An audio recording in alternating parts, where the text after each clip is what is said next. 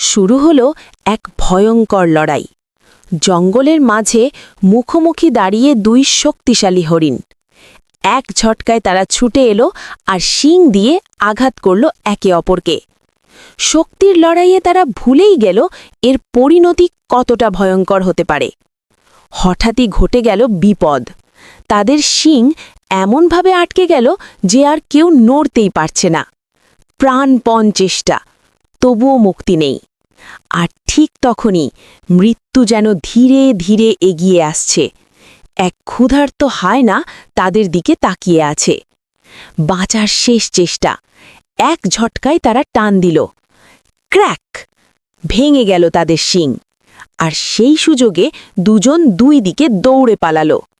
অল্পের জন্য বেঁচে গেল তারা, কিন্তু শিখে গেল এক বড় শিক্ষা। অহংকার সবসময় ধ্বংস ডেকে আনে।